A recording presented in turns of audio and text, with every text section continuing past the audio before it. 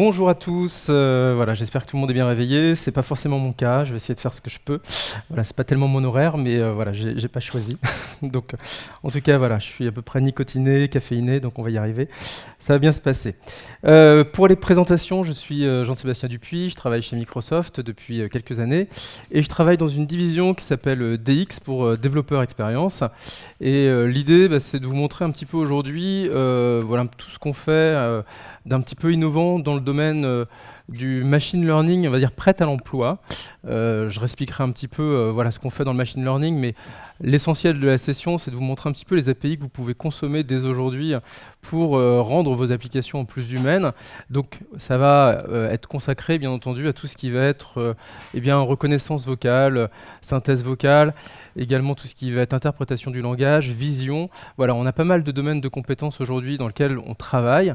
Et c'est juste pour vous montrer un petit peu ce dont vous pouvez aujourd'hui disposer, vous, développeurs, d'applications au sens général. Aujourd'hui, est-ce que vous êtes développeur plutôt mobile? Oui, d'accord. Web? Très bien. Est-ce que quelqu'un s'est déjà intéressé au bot, au chatbot? Ok, très bien, parfait. Donc on va parler un petit peu de tout ça. Donc on va parler d'applications au sens général et vous montrer un petit peu ce que vous pouvez aujourd'hui utiliser dans vos applications du quotidien. Alors, on n'en est pas du tout encore là. Si vous aimez les séries, je vous invite à regarder celle-ci. C'est Ex Machina. Il y a aussi pas mal de choses aujourd'hui qui sont filmées. Les dernières séries du moment, c'est Westworld. Je vous invite vraiment à regarder autour de l'intelligence artificielle. C'est très intéressant. Alors, on n'est pas du tout à ce niveau-là. En revanche, dans notre quotidien aujourd'hui, on a déjà un certain nombre de choses qui vont nous simplifier un petit peu les interactions entre l'homme et la machine. Que ce soit au niveau des applications mobiles, Microsoft, Apple, Google ont tous aujourd'hui créé des assistants personnels, que ce soit Siri, Cortana, Co, qui permettent déjà en fait de pouvoir travailler avec eh bien, du langage naturel et de la reconnaissance vocale. Donc on commence à voir que ces interactions naturelles eh bien, se démocratisent dans les applications mobiles, dans l'IoT avec des objets comme Google Home, comme Amazon Echo, et également avec l'arrivée des bots conversationnels, des agents conversationnels en français et donc des chatbots en anglais. Un petit mot là-dessus, voilà, je ne vais pas du tout consacrer la session là-dessus, mais je voulais quand même faire un tout petit aparté. Microsoft s'y intéresse particulièrement, c'est le cas de Facebook aussi. Alors pourquoi? C'est tout simplement qu'aujourd'hui, eh bien, on a constaté que 90% des utilisations sur les applications mobiles se font essentiellement sur les réseaux sociaux et sur les messageries instantanées. Alors ça ne veut pas dire que les applications mobiles sont mortes, loin de là, je pense qu'elles ont encore pas mal d'années devant elles. En revanche, quand on regarde un petit peu les courbes d'utilisation, eh bien, on s'aperçoit également que entre la part d'utilisation des réseaux sociaux et la part d'utilisation des messageries instantanées, eh bien, les messageries instantanées ont dépassé l'utilisation des réseaux sociaux sur les applications mobiles. Et les utilisateurs sont là. Et quand on sait qu'on a à peu près 1 milliard d'utilisateurs sur Facebook Messenger, plus d'1 milliard sur WhatsApp et aujourd'hui 300 millions sur Skype, eh bien, ça intéresse forcément les sociétés, ça intéresse forcément les marques. Et en plus, eh bien, ça permet de développer généralement des applications qui sont à moindre coût, on va dire, sur le mobile, dans le sens où il n'y a pas besoin d'avoir des interfaces très évoluées et ainsi de suite. Et c'est cross-platform nativement.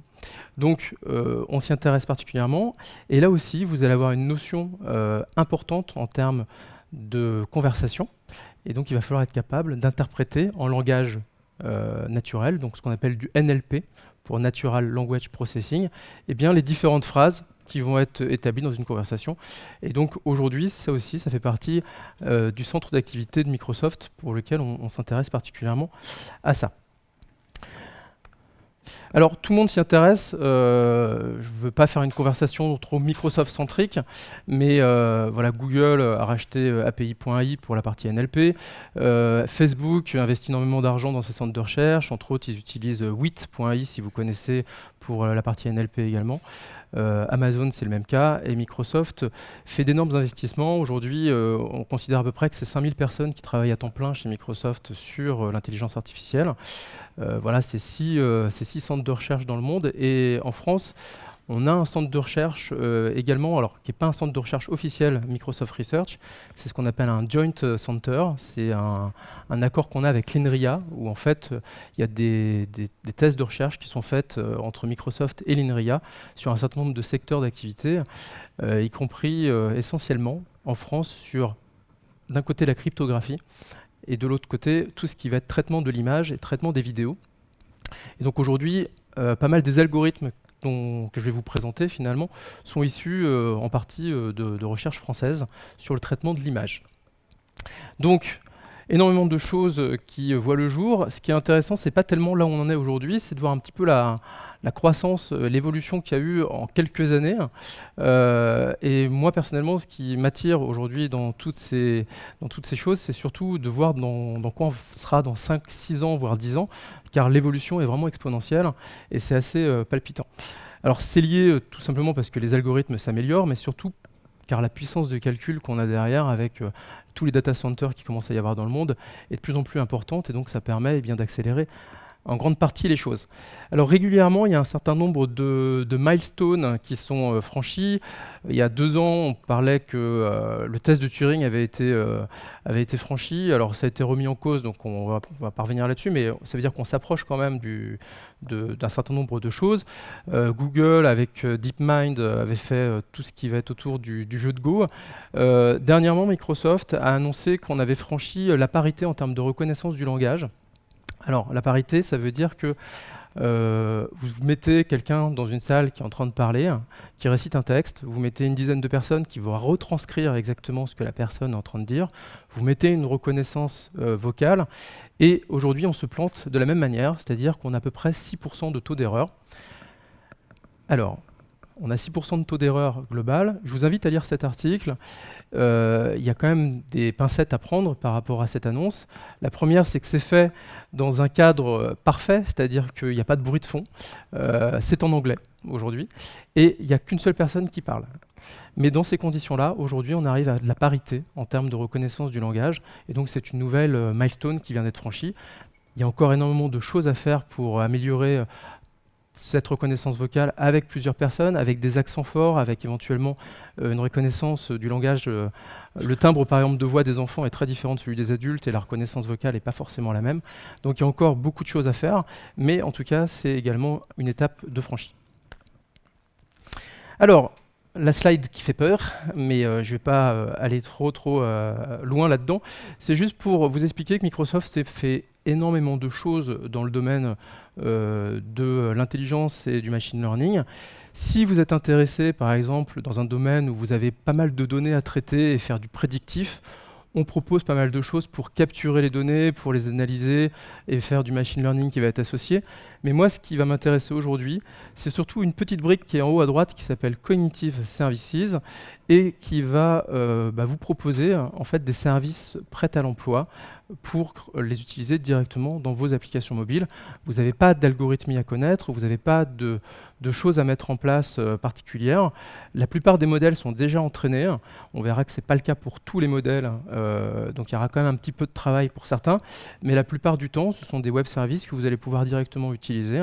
Vous envoyez par exemple une photo, elle va être traitée, analysée, et vous récupérez les résultats sous forme de web service en JSON, et vous allez pouvoir directement les traiter.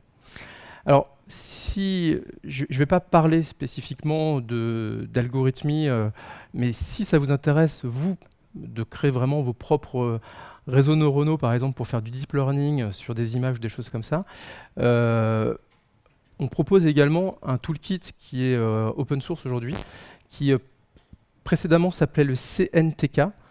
Et si ça vous intéresse, alors, est-ce que j'ai... Ça s'appelle maintenant, ça a changé de nom, ça s'appelle le Microsoft Cognitive Toolkit. Et là, c'est si vous souhaitez aller dans des choses un petit peu plus dures, avec de l'algorithmie vraiment... alors c'est ça, je vais juste vous retrouver, voilà. Microsoft Cognitive Toolkit. Et donc là, ça va vous permettre vraiment d'aller beaucoup plus dans les détails sur la partie deep learning et réseaux neuronaux. Alors juste avant d'aller plus loin, une petite vidéo et on reprend les différentes API que j'ai à vous proposer aujourd'hui.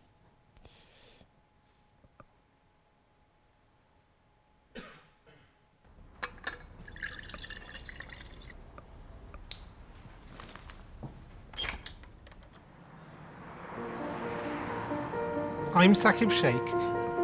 I lost my sight when I was 7, and shortly after that I went to a school for the blind. And that's where I was introduced to talking computers, and that really opened up a whole new world of opportunities. I joined Microsoft 10 years ago as a software engineer. I love making things which improve people's lives. And one of the things I've always dreamt of since I was at university was this idea of something that could tell you at any moment what's going on around you. I think it's a man jumping in the air doing a trick on a skateboard. I teamed up with like-minded engineers to make an app which lets you know who and what is around you. It's based on top of the Microsoft Intelligence APIs, which makes it so much easier to make this kind of thing. The app runs on smartphones, but also on the Pivot Head smart glasses. When you're talking to a bigger group, sometimes you can talk and there's no response, and you think, is everyone listening really well, or are they half asleep? And you never know. I see two faces, 40-year-old man with a beard looking surprised, 20-year-old woman looking happy. The app can describe the general age and gender of the people around me and what their emotions are, which is incredible. One of the things that's most useful about the app is the ability to read out text. Hello, good afternoon. Here's your menu. Great, thank you. I can use the app on my phone to take a picture of the menu, and it's going to guide me on how to take that correct photo. Move camera to the bottom right and away from the document. And then it'll recognize the text. Read me the headings. I see appetizers, salads, paninis, pizzas, pastas. Years ago, this was science fiction. I never thought it would be something that you could actually do. But artificial intelligence is improving at an ever faster rate, and I'm really excited to see where we can take this. As engineers, we're always standing on the shoulders of giants, building on top of what went before. And in this case, we've taken years of research from Microsoft Research to pull this off. I think it's a young girl throwing an orange frisbee in the park. For me, it's about taking that far-off dream and building it one step at a time. I think this is just the beginning. Alors, tout n'est pas que complètement commercial dans cette vidéo. En tout cas, le projet est aujourd'hui en production. Je vous retrouverai la référence. Si vous allez sur le site de Microsoft Cognitive Services, Ladies and gentlemen, welcome Dr. Harry Shum, Executive Vice President Tech. Okay. Si vous allez sur le site de Microsoft Cognitive Services, vous allez avoir ici une section applications. Et de mémoire, vous avez la référence, on va dire, de tout ce qui a été fait autour de Cognitive Services, et on va retrouver ce projet-là. Voilà, Wearable Glasses for the Visually Impaired. Et donc c'est Pivot Head qui fait cette application et qui vous propose ce type de réalisation. Alors, juste pour donc vous proposer, je suis désolé, je ne suis pas réveillé, mais ça va revenir. Voilà, je sais où j'en suis. Donc, Microsoft Cognitive Services, c'est un ensemble d'API REST. Comme précisé, donc c'est complètement agnostique au langage et à la plateforme, vu que ce sont des web services. Donc, vous pouvez l'utiliser dans vos applications Android, sur de l'IoT, sur des chatbots, ainsi de suite. Et aujourd'hui, vous avez plus de 20 API. Ça change un petit peu toutes les semaines, mais je crois qu'au dernier recensement, il y a 23 API. Qui sont sectorisés, on va dire, dans 5 grandes sections. Donc on a tout ce qui va être reconnaissance d'images avec vision et de vidéo, speech pour la synthèse et l'interprétation vocale, langue pour l'analyse du texte et donc l'interprétation du langage. Knowledge, ça va être la connaissance, on en revient dans un instant. Et puis après, on a des choses beaucoup plus traditionnelles sur la recherche avec tout ce qui va être tout simplement recherche autour de Bing pour récupérer des images de chats et ainsi de suite. Vous avez l'ensemble de ça qui est disponible. Alors, si on va sur le site web aujourd'hui de Cognitive Services, ça se présente comme ça. Vous avez les API donc, de vision, speech et ainsi de suite. Et on va aller regarder ce qui se passe un petit peu sur la vision. Donc, ce que vous pouvez faire, c'est tout simplement transmettre votre image. Donc, à chaque fois, il y a des démos qui sont associées, qui sont des démos live. Donc, n'hésitez pas à aller directement sur le site web et à tester avec vos propres images, puisque vous pouvez les soumettre et regarder ce que ça donne. Et donc, ce qu'on a sur la gauche, c'est l'image qui est envoyée, et sur la droite, c'est le résultat obtenu, qui a été un petit peu retraité, mais vous allez le récupérer sous forme de JSON.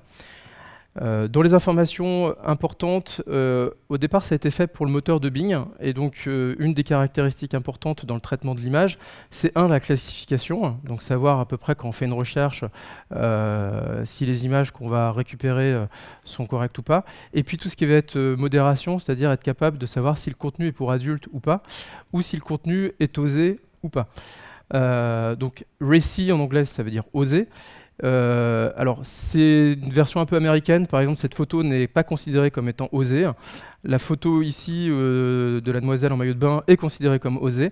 Voilà, donc bon, après, c'est l'interprétation. Mais l'idée est là, on peut faire de la modération. Et aujourd'hui, on a un autre service dans les API qui s'appelle Content Moderator, qui va un petit peu plus loin que ça, mais qui s'appuie là-dessus, où on fait non seulement de l'analyse des images pour savoir si le contenu est pour adulte ou pas, on va récupérer l'OCR, parce qu'on a aussi une approche de reconnaissance de texte dans cette partie vision. Donc pour extraire toute la partie texte. À côté de ça, Microsoft a une base en fait d'insultes ou d'informations qui sont assez importantes. On a une base également de phishing. Et donc on va pouvoir faire vraiment de la modération. Donc tout ça, c'est vraiment destiné à des scénarios de modération pour des forums et ainsi de suite. En complément de ces informations importantes, on va pouvoir récupérer un certain nombre de tags avec un niveau de confiance qui va être associé.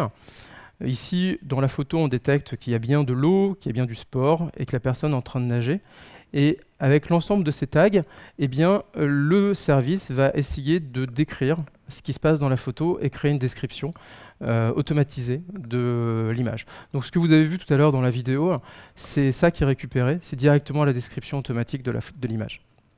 Alors, autant sur les tags, généralement vous savez le niveau de confiance qui est vraiment associé. Sur la description, vous l'avez également. Mais généralement, c'est vrai que suivant les photos, je vous invite à tester, mais ça donne des choses qui sont généralement quand même moins pertinentes que la partie tag. Ensuite, vous avez des informations qui vont être vraiment purement techniques. Par exemple, si c'est du clip art, si c'est une image, si c'est une photo. Et puis, vous avez également les couleurs dominantes qui sont récupérées, ce qui permet, par exemple, dans des applications, de faire des choses assez sympathiques, où on peut associer totalement le design de votre application par rapport à la couleur de l'image que vous êtes en train d'afficher. Ça peut être assez sympathique.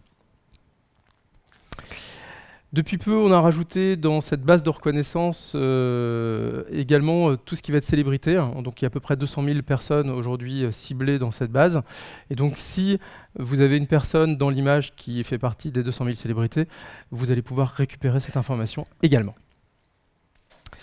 Alors, je vais en reparler tout à l'heure. Vous avez on a remarqué, mais dans l'image en question, on a détecté le visage. On a d'autres API pour la détection de visage, mais également automatiquement, on va être capable de vous dire l'âge de la personne et son genre. Et si vous souhaitez le tester, eh bien, on va regarder ça ensemble.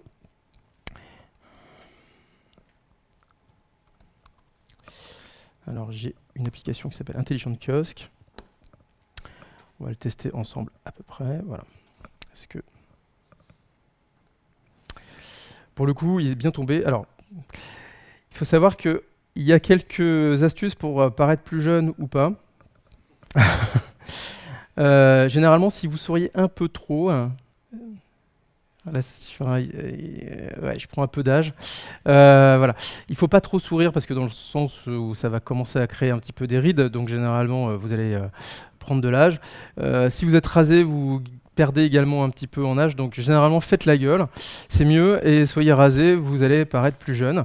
Mais vous pouvez tester votre âge directement sur le site en direct. Sinon, il y a un autre site qui s'appelle ohold.net que vous pouvez tester. Et donc ça, c'est généralement des applications qu'on a tendance à positionner dans des salons où les gens passent devant, et donc ça permet d'analyser automatiquement dans le salon l'âge de la personne, son genre et les émotions, est-ce qu'il va être heureux ou pas, puisqu'on est capable également d'analyser les émotions aujourd'hui avec ce type d'API. Alors, j'ai parlé de la reconnaissance des célébrités. Tout ce que je viens de vous présenter, bien entendu, dans les vidéos, si on récupère les frames, on peut faire également de l'analyse dans des vidéos. La partie OCR. Et quelque chose qui est assez pratique, que j'aime bien, c'est la génération de thumbnails automatiques intelligents. L'idée, c'est de cropper, quand on croppe des photos. Si vous souhaitez le cropper, l'intérêt, c'est quand même de ne pas louper le personnage principal dans la photo. Donc, ce type d'algorithme permet de repérer où est la version, la partie importante de la photo, et quand on fait du cropping, on la garde toujours sur l'image. Donc, on peut faire ce type de choses également. Donc, Content Moderator, j'en ai parlé, c'est juste une agglomération d'un certain nombre de services pour vous faciliter la vie sur la modération de réseaux sociaux. Les émotions, aujourd'hui, on est capable de reconnaître 8 émotions dans les photos. On n'est pas obligé d'avoir qu'un seul visage, donc si vous avez plusieurs visages, bien entendu, il va reconnaître jusqu'à 64 visages dans une photo. Et aujourd'hui, les 8 émotions sont remontées comme ça. Donc on a la colère, on a la peur, si on est heureux, si c'est neutral ou ainsi de suite. Et à chaque fois, vous allez avoir un niveau de confiance qui va être associé, un score de confiance qui va être associé à chaque émotion. Et ça va vous remonter tout ça dans un fichier JSON. Donc, c'est la même chose, vous avez simplement envoyé l'image, vous récupérez le fichier JSON et ça vous donne les émotions associées à chacun des personnages.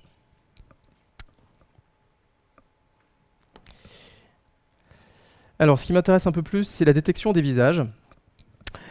On fait bien entendu de l'identification et on a plein de choses qui vont être associées à l'identification. Donc, on récupère 27 points. Alors, ça ne veut pas dire que l'algorithme de l'identification va pas en utiliser plus, mais en tout cas, vous, dans l'API que vous allez utiliser, vous allez envoyer votre photo et vous allez récupérer 27 points, on va dire, d'identification pour le visage, pour derrière faire un certain nombre de choses. Par exemple, si vous souhaitez faire des masques ou des choses comme ça sur la personne, vous allez pouvoir utiliser ce genre d'algorithme. Et en complément de ces informations-là, on récupère également un certain nombre d'attributs additionnels. Donc, on avait l'âge, on a le genre de la personne, on a la pose de la tête pour savoir si la tête est inclinée ou ainsi de suite, si la personne sourit, et également s'il y a des moustaches, si elle est barbue. Et sideburns, ça veut dire rouflaquette, c'est ce que vous avez sur la gauche. Voilà, donc si elle a des rouflaquettes, vous pouvez le savoir également. Et si elle a des lunettes. Donc on a tous ces attributs qu'on enrichit au fur et à mesure, parce qu'il y a quelques mois, on ne récupérait pas ces attributs additionnels, il n'y avait que l'identification du visage. Donc on enrichit le modèle au fur et à mesure pour vous proposer un certain nombre de services additionnels. Alors à partir du moment où on est capable de récupérer l'ensemble de ces points et d'identifier une photo, forcément ça va avoir des applications comme on peut l'avoir aujourd'hui sur du Facebook ou sur du OneDrive, c'est-à-dire que vous pouvez identifier des personnes avec leur visage, et puis derrière, toutes les photos qui vont venir derrière, on va pouvoir retrouver automatiquement si une personne est à l'intérieur ou pas de ces images. Alors je me suis amusé par exemple, pour vous montrer un peu comment on peut travailler avec ça. Il y a quelques semaines, j'ai fait un agent conversationnel pour Marvel. Donc l'idée, c'est que je me suis plugué sur les API de Marvel. Je commence à faire une petite interaction vocale, pas vocale, pardon, une interaction, on va dire, en langage naturel. Et en plus, ce que je voulais proposer, et j'ai pas lancé du tout cette application, c'est pas grave. Voilà, lancer. Alors, channel. Donc j'ai un petit émulateur pour tester ce que ça va donner. Il faut juste que je m'aperçoive. Alors, 3980, je suis bien. Hello. Si tout se passe bien, il va me répondre. Si tout se passe bien, il va me répondre. Il me répond.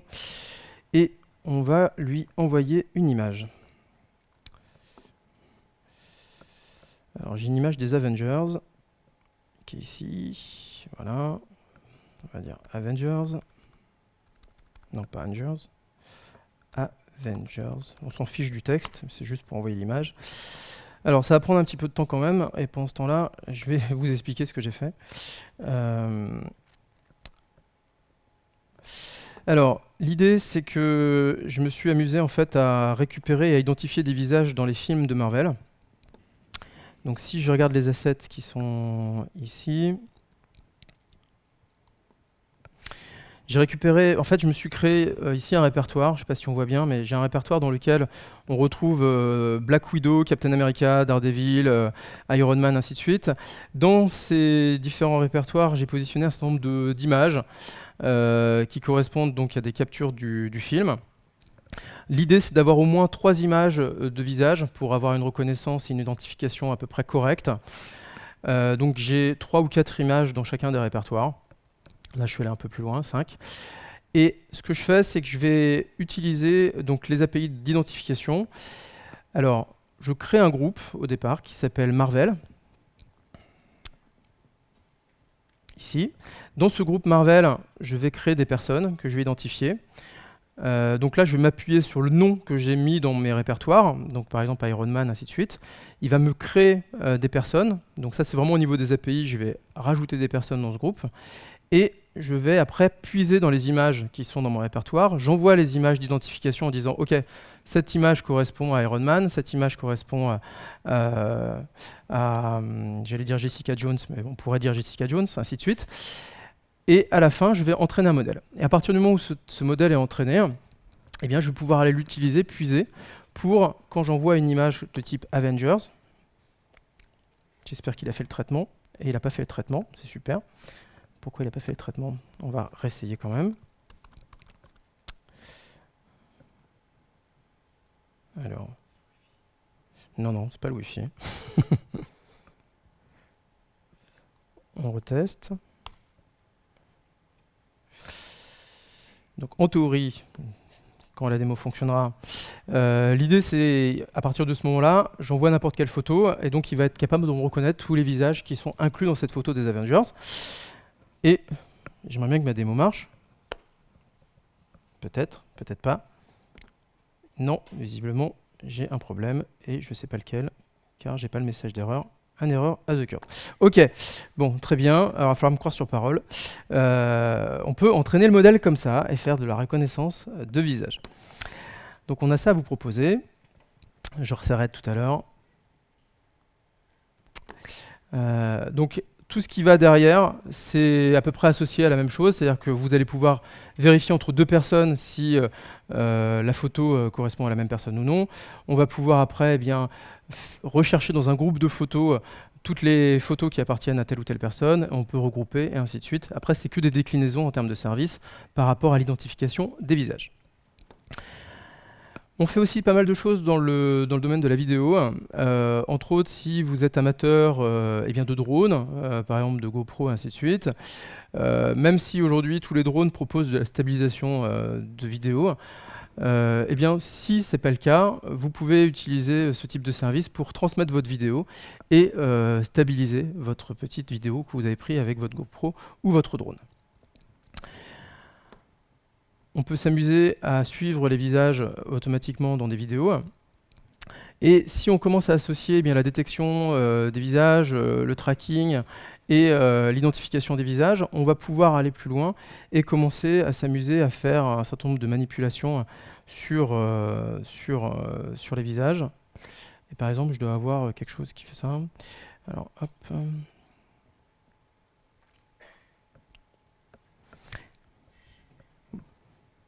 S'il faut fermer ma gueule, voilà, c'est ça. Donc on peut faire des choses. Là, il y a une partie de l'algorithmique qui est en local, il faut l'avouer, pour que ça soit vraiment en temps réel. Mais voilà, je pourrais en discuter un petit peu plus avec vous si vous souhaitez. Mais l'idée, c'est qu'on peut proposer ce type de réalisation aujourd'hui. Alors, Georges Clooney, ça rend pas très bien, je vous l'avoue. Non.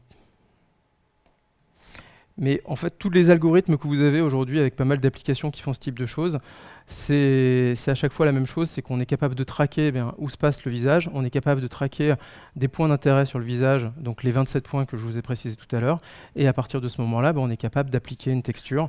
Et donc aujourd'hui, avec ce type de service, vous pouvez le faire. Si vous voulez le faire en temps réel, il y a un certain nombre de choses à faire quand même en local, et on pourra en discuter. Ok, on va sortir de ça. Alors, 9h33, il est temps de vous parler un petit peu d'autre chose.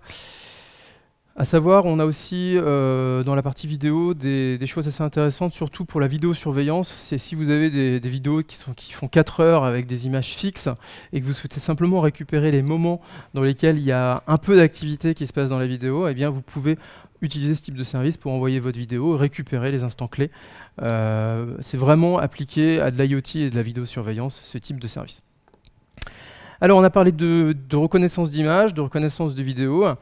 Je ne vais pas aller très loin sur tout ce qui va être audio, mais bien entendu, on est capable de faire de la reconnaissance et de la synthèse vocale depuis très longtemps, et aujourd'hui, on vous propose ce type de service dans vos applications.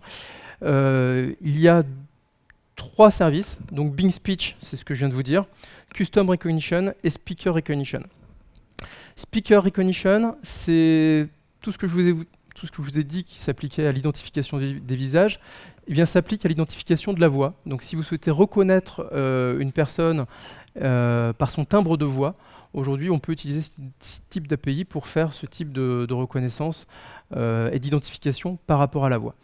Alors, c'est de l'identification, pas de l'authentification avec ça, mais aujourd'hui on a quand même certaines sociétés qui l'utilisent, notamment les banques, en double authentification factor.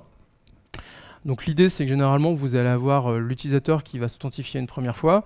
La banque va les rappeler sur leur téléphone, va demander à ce qu'ils récitent en fait une phrase. La phrase change à chaque fois, donc ils font déjà une reconnaissance vocale pour savoir si ce que l'utilisateur a dit correspond bien à la phrase qui a été demandée. Et en complément, ils analysent le timbre de voix de la personne pour faire de l'identification. Donc on peut avoir ce type d'application aujourd'hui avec Speaker Recognition. Donc tout ce que je viens de vous dire aujourd'hui, vous pouvez l'utiliser dès aujourd'hui. Il y a des clés de démo qui sont gratuites. Jusque généralement entre 5000 et 10 000 appels par mois, vous pouvez utiliser ça gratuitement. Après, vous avez un niveau de facturation qui change d'une API sur l'autre. Par exemple, pour tout ce que je vous ai montré en termes de vision, on est par exemple à 1,50 €, je crois, tous les 1000 appels. Donc après, à voir si ça correspond à votre business model. Il y a des API beaucoup moins chères. En fait, chaque API change de tarification, donc il faut regarder. Mais si ça vous intéresse, à chaque fois, je vous invite à aller tout en bas de chacun des appels. Alors ici, par exemple, là c'est gratuit parce que c'est toujours en mode preview. Mais si on va dans les émotions, voilà, vous avez vraiment 10 centimes pour les 1000 appels, 25 centimes pour les 1000 appels, ainsi de suite. Donc je vous invite à regarder en fait la facturation qui est associée, mais si vous voulez quand même regarder, tester, il y a toujours des versions gratuites d'évaluation pour chacune des API.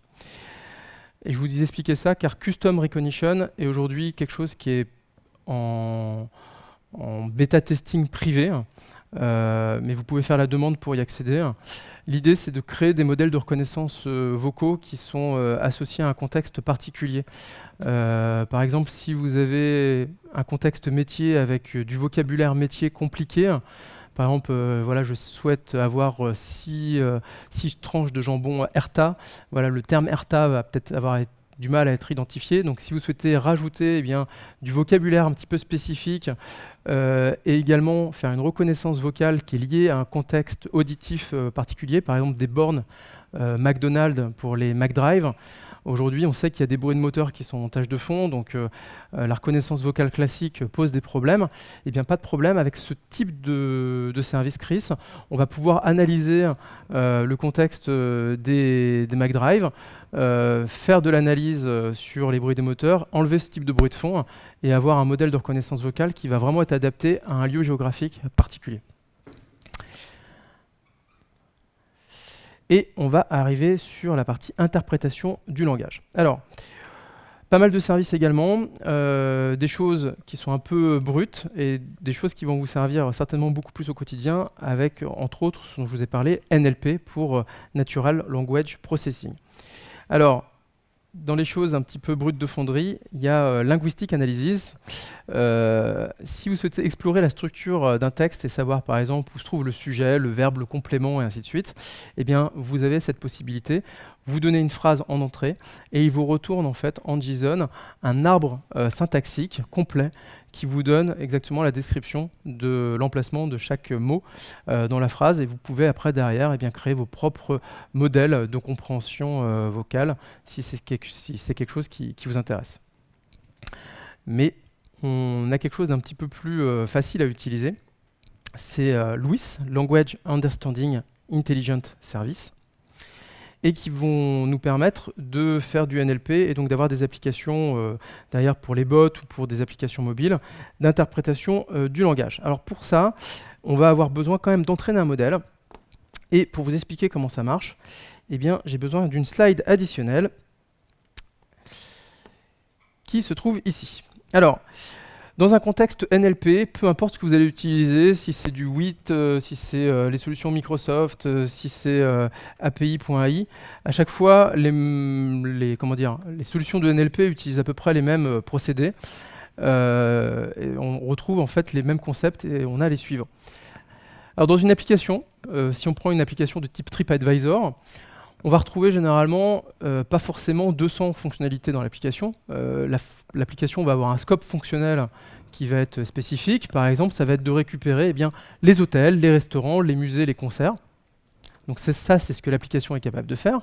Après, elle va pouvoir aller au-delà de tout ça. Par exemple, si l'utilisateur souhaite avoir de l'aide, et ainsi de suite. Mais généralement, quand on va dire une phrase, par exemple « I want to book an hotel tomorrow in Paris », l'idée, c'est que la phrase de l'utilisateur, on souhaite l'associer avec un niveau de confiance par rapport au scope fonctionnel de l'application.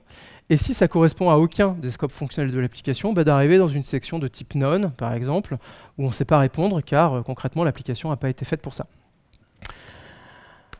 Donc, on va avoir à chaque fois une notion d'intention, c'est-à-dire qu'il faut être capable de deviner que cette phrase correspond à l'intention « je cherche des hôtels », et être capable dans cette phrase également d'extraire ce qu'on appelle des entités, c'est-à-dire des informations qui vont être vitales pour mon application, pour les différentes étapes que je vais faire après. Et ici, dans cette phrase, il y a deux entités qui m'intéressent. Il y a l'entité datetime, donc demain, et l'entité Paris, qui est une entité de location, pour pouvoir derrière répondre correctement à l'utilisateur. Alors si je veux faire ça, je vais pouvoir m'aider de Louis, qui est ici présent. Alors, tous les coups, je pense qu'il m'a délogué, donc on va se reloguer.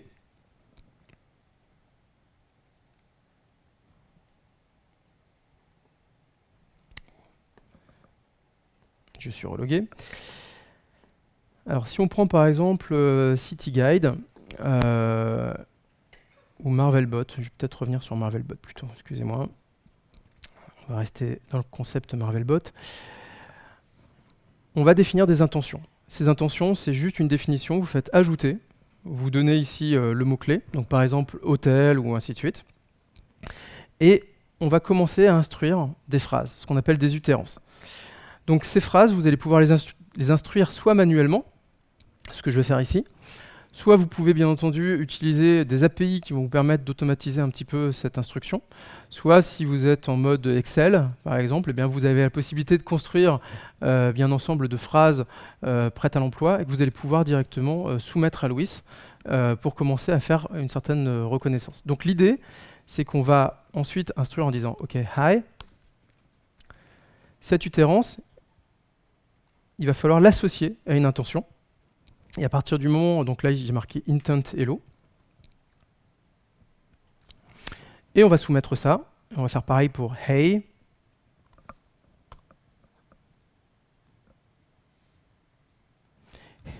hello, ainsi de suite. L'idée, c'est de donner en fait à chacune des intentions qui sont sur la gauche, à peu près au départ une vingtaine, une trentaine de phrases, pour lui dire commence à entraîner un modèle qui va être associé à ça. Et en complément de tout ça, pour des choses un petit peu plus compliquées, par exemple I want information ou do you know Daredevil.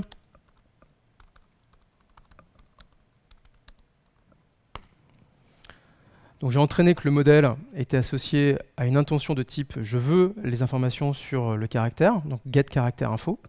Donc ça je l'ai déjà entraîné là-dessus. Et en complément, j'ai cette notion d'entité. Alors ces notions d'entité, on a plusieurs choses qui sont possibles aujourd'hui. Soit ce sont des entités qui sont déjà construites pour vous. C'est le cas par exemple des nombres, c'est le cas pour la température, dimension, argent, âge. Tout ce qui va être entité de type géographique, pourcentage. Donc tout ça, vous avez juste besoin bien de rajouter cette pre-built entity et il va reconnaître automatiquement. Par exemple, do you know the first one? First, c'est une entité que j'ai déjà précisée ici, qui s'appelle ordinal. Donc à chaque fois, tous les mots-clés de type first, second, ainsi de suite, vont bien remonter automatiquement. Mais pour du You Know Daredevil, ce que j'ai créé, c'est une entité personnalisée qui s'appelle caractère, ici. Et j'ai fait dans mon instruction eh bien, ce qu'on appelle du labeling. C'est-à-dire que tout simplement, j'ai surligné, on va dire, le mot Daredevil, et je lui ai bien précisé que l'entité, c'était caractère.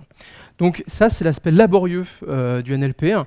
C'est-à-dire que vous allez devoir forcément commencer à instruire le modèle avec un certain nombre de phrases, et à terme, ça va vous donner un algorithme que vous allez pouvoir utiliser sous forme d'URL, de requête web, donc que vous allez pouvoir publier, soit dans une application classique, soit pour un bot, et au final, l'utilisateur va commencer à exploiter votre agent conversationnel.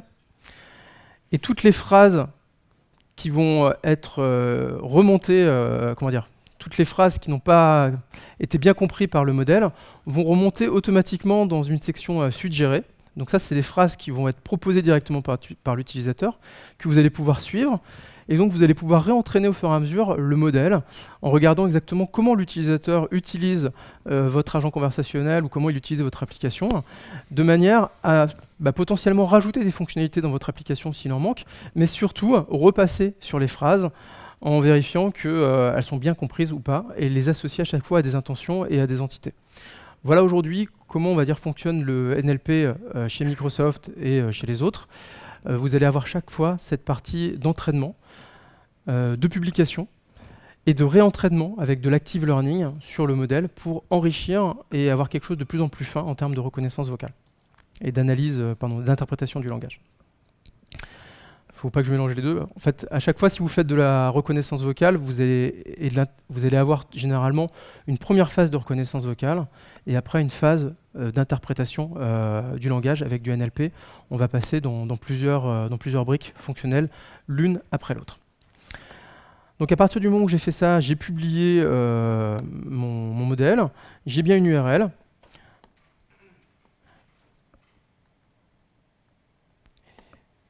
Et donc ici, si ça s'est réveillé, je ne sais pas, donc on va essayer toujours hello. OK. I want. Do you know?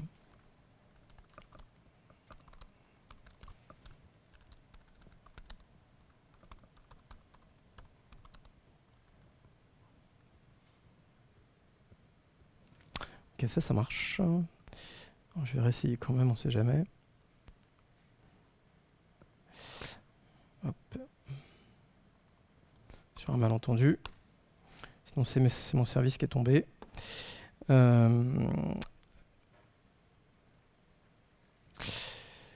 Pour vous montrer un petit peu comment ça fonctionne après, je reviendrai dessus.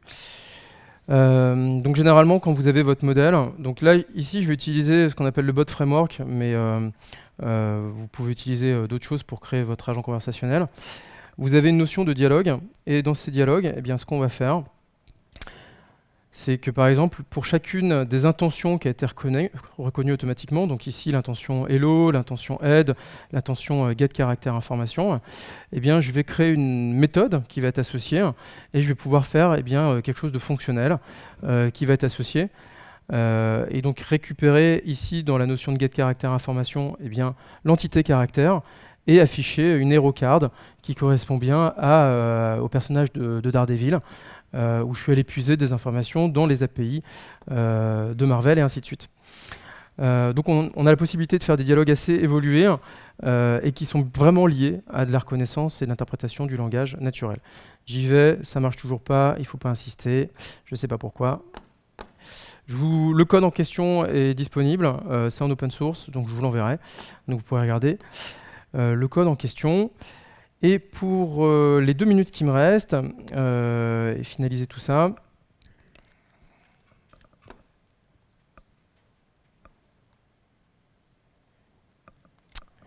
On va revenir sur les API de Cognitive Services.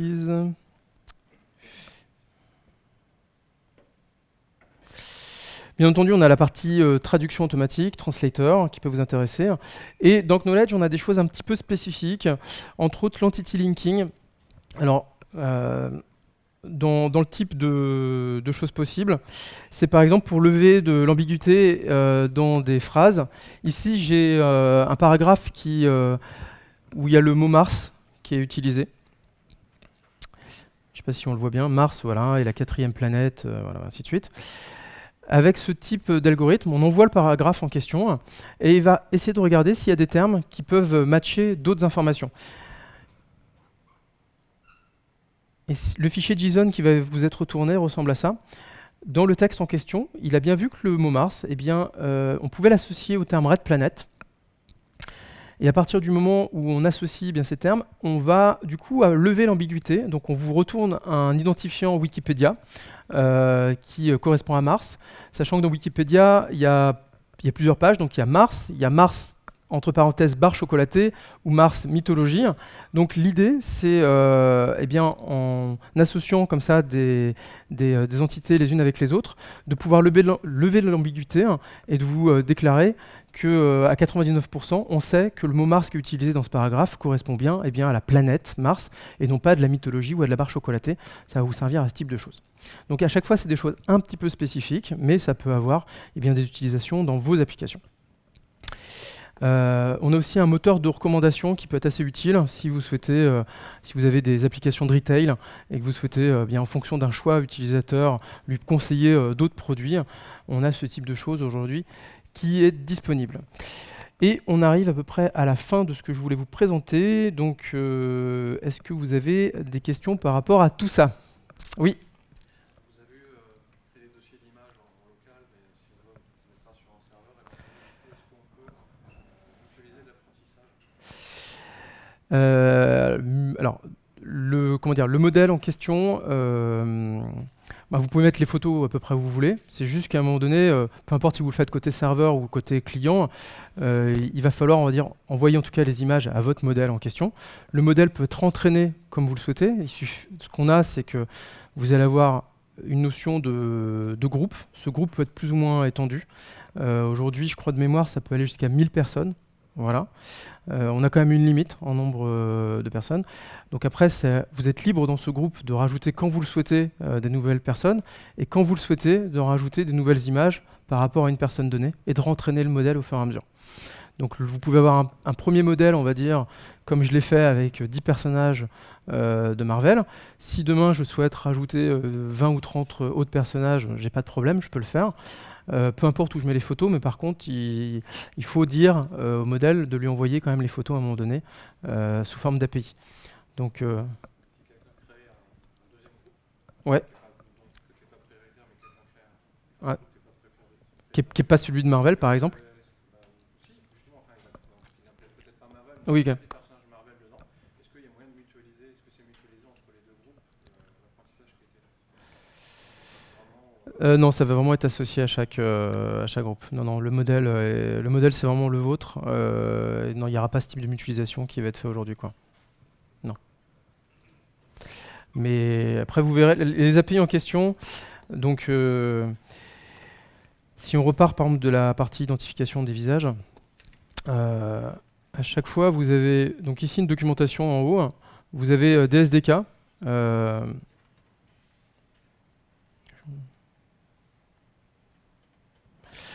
Dans les SDK en question, vous avez des SDK pour Windows, des SDK pour Android, ainsi de suite, donc vous pouvez les regarder de manière à aller puiser dans les API sans vous prendre trop la tête. Et au niveau des API références,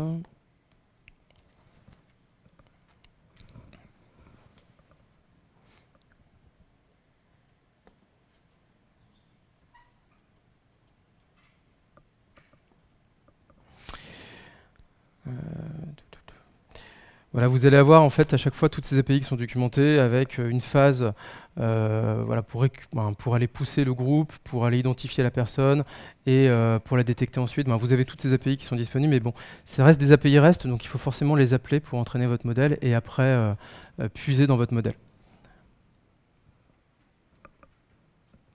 Oui. Ah, pardon. Est-ce que vous avez d'autres questions? Oui. Pour les tags sur la computer vision, comment ça fonctionne? Est-ce qu'on peut dire je voudrais trouver si ça se rapporte à tel champ lexical par exemple? Je veux savoir si c'est de l'architecture, si c'est de la campagne, si c'est... Alors, il y a de la classification. Alors, il y a deux choses. Il y a de la classification qui est faite.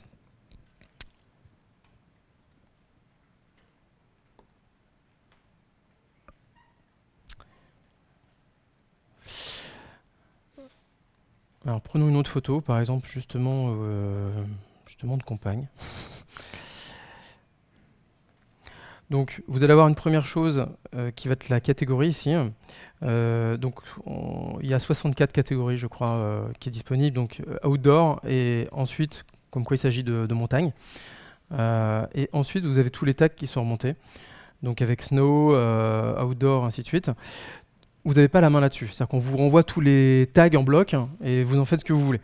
Mais vous n'allez pas pouvoir après repréciser des choses. On enrichit en fait ces tags au fur et à mesure. Dernièrement, par exemple, pour un hackathon, on était assez orienté nature et j'avais besoin de voir si on était capable de reconnaître des feuilles d'arbres pour voir l'arbre qui était associé. Il y a quelques mois, ils ne le faisaient pas. Maintenant, ils le font. Donc, ils enrichissent le modèle pour récupérer des tags. Donc, j'étais capable de récupérer, par exemple, des feuilles de vigne, savoir que c'était de la vigne, des chênes, ainsi de suite. Mais vous n'avez pas la main là-dessus. C'est vraiment, comment dire, l'intérêt, c'est que vous n'avez pas à faire de machine learning et à enrichir vos images pour créer votre algorithme. L'inconvénient, c'est que si demain vous souhaitez avoir quelque chose de très métier dans votre application, peut-être que ça ne répondra pas complètement à votre attente. Donc regardez si ça y répond. Si ça y répond pas, il faudra partir certainement sur des algorithmes clés que vous allez devoir créer vous-même.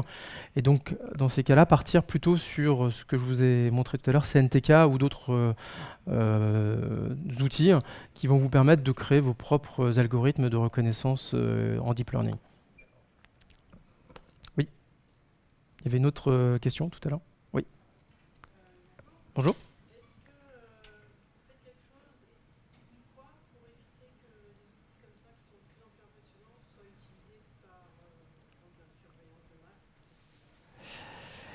Alors nous on fournit que des briques techniques. Voilà, après l'utilisation qu'on ait faite, j'ai pas beaucoup de réponses là-dessus.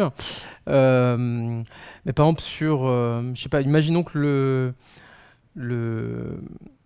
je parle, bon, par exemple le Club Med aujourd'hui ils ont des problématiques. La problématique c'est que vous allez avoir plein de photos qui vont être prises pendant le séjour des Club Med, par exemple pour les enfants, comment dire, dans les centres d'animation, vous allez avoir les enfants qui vont être pris en photo par les animateurs. Et l'idée, c'est qu'à la fin, les parents, généralement, ils veulent reconnaître les photos qui ont été prises pendant tout le séjour où il y a leurs enfants. Ils ne veulent pas forcément tous les enfants du séjour, les 200. Clairement, il va y avoir des questions de privacy par rapport en fait, à toutes les photos qui ont été prises. Ça, c'est après l'utilisation qui va être faite par le Club Med ou par les différentes marques de préciser exactement ce qui va être fait avec les photos. Nous, on fournit que les briques techniques. On garde aucune des images. On crée simplement en fait l'algorithme qui va permettre après de reconnaître et ainsi de suite. Mais les images en question ne sont pas du tout conservées. Voilà, on fournit juste l'algorithme qui va être utilisé après par la marque ou pas. Donc, je sais que je ne réponds pas complètement à votre question, mais généralement, ça va se déporter surtout sur l'utilisation qui va être faite par le groupe ou la société des images en question, et non pas sur la partie algorithmique pure, quoi. Vous avez d'autres? Ok, il faut arrêter complètement. D'accord, très bien. Je passe au suivant. Si vous avez d'autres questions, je suis disponible juste à côté.